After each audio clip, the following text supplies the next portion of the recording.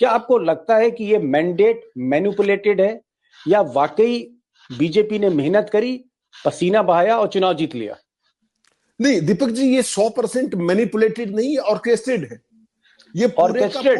Yes, and it is a completely, ये आदमी इस तरीके का जो वोटिंग होती है ना हिंदुस्तान में, उससे कभी भी इस तरीके का परिणाम आ ही नहीं सकता। परिणाम देखिए आप क्या है, विपक्ष तो जो निपटा सो निपटा। इसमें निपटा क्या कि अजीत पवार और अपने क्या नाम है इनका, जो शिंदे साहब इनका भी ऐसा उपचार किया गया है कि उनको सीटें जरूर मिली हैं, लेकिन उनकी जो बीजेपी की सीटें आई उसके विज अगर आप देखेंगे तो उनकी बार्गेनिंग कैपेसिटी खत्म कर दी गई। अगर उन्होंने जरा सी भी उछल कूद की तो भारतीय जनता पार्टी को 12 से 15 सीटें चाहिए देश के सबसे अमीर राज्य में अपने दम पर सरकार बनाने के लिए। मत भूलिए इस बात को।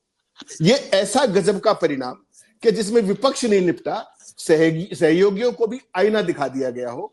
ये इस तरह का जो परिणाम होता है वो जनता नहीं देती, वो एक खास तरह का डेटा मैनिपुलेशन देता है। ये एक मैकेनिकल परिणाम है। और जो हरियाणा में कहा था मोदी जी ने कि हरियाणा मॉडल पर जीतेंगे, वो उन्होंने करके दिखाया है। This is a Haryana model. Haryana model, अरे अत्री साहब बता तो दीजिए, हरियाणा मॉडल होता क्या है? 2 लाइन में बताइए, what is Haryana model? Haryana model ये होता है कि कैंडिडेट 89 उतारो, फाइनेंस 120 को करो, जितने भी निर्दलीय हैं उनको स्पॉन्सर करो, बागी खड़े कराओ और अपने कास्ट कॉम्बिनेशन बनाओ और अपने हिसाब से डेटा को मैनिपुलेट करो। जहां आप नहीं जीत सकते वहां बागी को जिता दो। जहां कांग्रेस की वोट को उधर मैनिपुलेट नहीं कर सकते, वो बागी को डलवा के खुद जीत जाओ। ये सारा हरियाणा मॉडल है। और हरियाणा से पहले, हरियाणा में जो कहा था नायब सिंह सैनी साहब ने, उसको भी मत भूलिए दीपक जी। उन्होंने कहा था कि हम छत्तीसगढ़ मॉडल पे जीतेंगे। अगर आपको ध्यान हो तो काउंटिंग से 1 घंटा पहले तो हरियाणा जीते छत्तीसगढ़ मॉडल पे और महाराष्ट्र जीते हरियाणा मॉडल पर। इसमें आपको किस तरीके की कोई वो नहीं होनी चाहिए। और एक बहुत इंटरेस्टिंग बात आता हूं, मैंने आपको भेजा भी है। सबसे इंटरेस्टिंग बात, आज काउंटिंग थी, कल का आपको मैंने ट्वीट भेजा है महाराष्ट्र DIPR का, महाराष्ट्र के पब्लिक रिलेशन डिपार्टमेंट का, जो मुख्यमंत्री को रिपोर्ट करता है। केंद्रीय चुनाव आयोग या स्टेट का CEO ये नहीं बता रहा है कि प्रदेश में फाइनल पोलिंग का परसेंटेज क्या है, और DPR बता रहा है महाराष्ट्र का। इसका मतलब क्या है कि क्या चुनाव आयोग DPR को रिपोर्ट कर रहा है? क्या चुनाव आयोग, DPR CM के अंडर काम करता है, आपको पता है डायरेक्टली। क्या चुनाव आयोग की रिपोर्टिंग अथॉरिटी अब क्या नाम है महाराष्ट्र के CM या DPR डिपार्टमेंट हो गया है? ऐसा मजाक, ऐसा भद्दा मजाक पूरी चुनाव प्रक्रिया का, ये तमाशा है।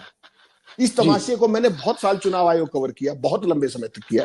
आपने कभी देखा है? मैंने आपको ट्वीट भेजा है, आप दिखाइएगा दर्शकों को। और दूसरी सबसे महत्वपूर्ण बात क्या है कि इस सारे के बाद जो शिवसेना के वो जो भी उद्धव ठाकरे के प्रवक्ता कह रहे हैं, बाकी सारे कह रहे हैं, संजय राउत, सारी चीज अपनी जगह है।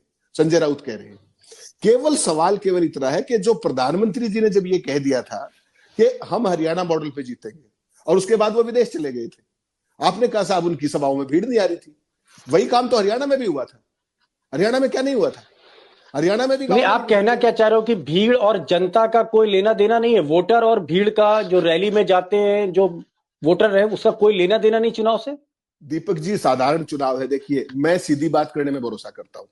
देश के अंदर गरीबी बढ़ाओ, लाभार्थी बढ़ाओ, धन लुटाओ और जबरन सत्ता पाओ। ये है मोदी का नया रूप।